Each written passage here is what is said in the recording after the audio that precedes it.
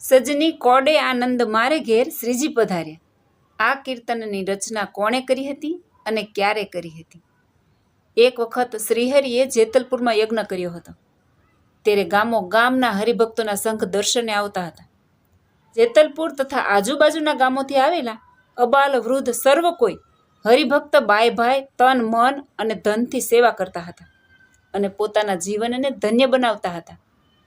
શ્રીહરિ પણ સૌ વચ્ચે સેવાના અખાડામાં જઈને દર્શન આપીને સૌને કૃતાર્થ કરતા હતા. જેતલપુરમાં લક્ષ્મીબાઈ કરીને એક ગણિકા રહેતી હતી. આ દિવ્ય યજ્ઞમાં લક્ષ્મીબાઈને શ્રીજી મહારાજનો પ્રથમવાર દર્શન થાય છે અને તેને મનમાં એમ થાય છે કે અહો, હું પાપમાં ક્યાં ભટકું છું. આ માનવ દેહે કરીને આવા પ્રગટ પ્રભુની કંઈક સેવા કરવાનો મને લાભ ક્યારે મળે? એને શ્રીહરિ પાસે જવાની ઈચ્છા છે, પણ મહારાજની પાસે તો જવાય કેમ એવું મનમાં વિચારે છે. એ વખતે આ યજ્ઞમાં પધારેલ સહુને જમાડવા સારું ગામના સહુ મહિલાઓને ઘઉં દળવા અપાય છે. તે સમયે આ લક્ષ્મીબાઈને સદબુદ્ધિ જાગી ઉઠતા તે ત્યાં ઘઉં લેવા આવી. એને આવતી જાણીને સ્થાનિક લોકો એને ધૃણા કરતા થકા ધિક્કારે છે. આથી કોલાહલ થાય છે. હટી જા, નીકળ અહીંથી. આવો કોલાહલ શ્રીજી મહારાજે સાંભળ્યો. આ અવાજ સાંભળીને મહારાજ ઉતાવળી ચાલે એ તરફ આવ્યા ને પૂછ્યું કે શું છે? ત્યારે કોઈ કહે, કાંઈ નહીં મહારાજ, આ તો ગામનો ઉતાર છે. આપણો યજ્ઞ અપવિત્ર થશે. આને તો અહીંથી ધક્કા મારીને કાઢો. શ્રીહરિ કહે, આવી છે શું કામ? ભક્તો કહે, મહારાજ, એ ઘઉં દળવાની સેવા માટે આવી છે, પણ એને કેમ અપાય? એ સાંભળીને મહારાજ કહે, સારું, તમે નહીં આપી શકો. એને તો હું મારા હાથે જ આપીશ. એ બાઈને અહીં આવવા દો. પણ બાઈ, તું તારા હાથે દળીશ ને? લક્ષ્મીબાઈ રાજી થયા થકા શ્રીહરિને હાથ જોડીને કહે કે હા મહારાજ. આમ શ્રીહરિએ પોતાના સ્વહસ્તે જ ઘઉંનો ટોપલો દળવા આપ્યો. પછી તો લક્ષ્મીબાઈ વહેલા ઉઠી નાહીને પવિત્રપણે પોતાના હાથે જ ઘંટીએ ઘઉં દળ્યા. હાથમાં ફરફોલા પડ્યા.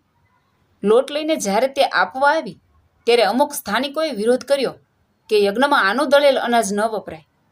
ત્યારે શ્રીજી મહારાજે સૌને કહ્યું કે સાચી વાત છે, આ લોટના ભોગી યજ્ઞનારાયણ નથી.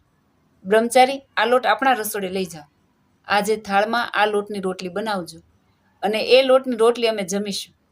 એમ અનુગ્રહ કરીને ગણિકા લક્ષ્મીબાઈનો ઉદ્ધાર કરતા એને પાવન કરી. એ વખતે લક્ષ્મીબાઈએ શ્રીજી મહારાજને આંખમાં અશ્રુઓ સાથે પોતાના કર્મનો અનુતાપ કરતા નિર્મળ મનથી પ્રાર્થના કરી કે હે મહારાજ, મારી એક ઈચ્છા છે, તે તમે પૂરી કરશો? શ્રીહરિ કહે, બોલો, શી ઈચ્છા છે? લક્ષ્મીબાઈ કહે, હે પ્રભુ, મારા ભવનમાં પધારીને આપ પગલાં કરો. શ્રીજી મહારાજ કહે, લક્ષ્મીબાઈ, જાઓ, પવિત્રપણે તમારા ઘરની સફાઈ કરીને બોલાવશો તો અમે જરૂર પધારીશું.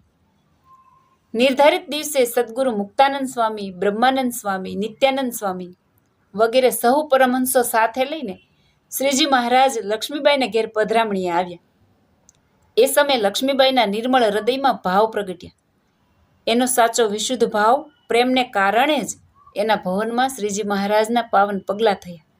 એ જ વખતે સદગુરુ મુક્તાનંદ સ્વામીએ કીર્તન લખ્યું કે સજની કોડે આનંદ મારે ઘેર શ્રીજી પધાર્યા. સજની કોડે આનંદ મારે ઘેર શ્રીજી પધાર્યા.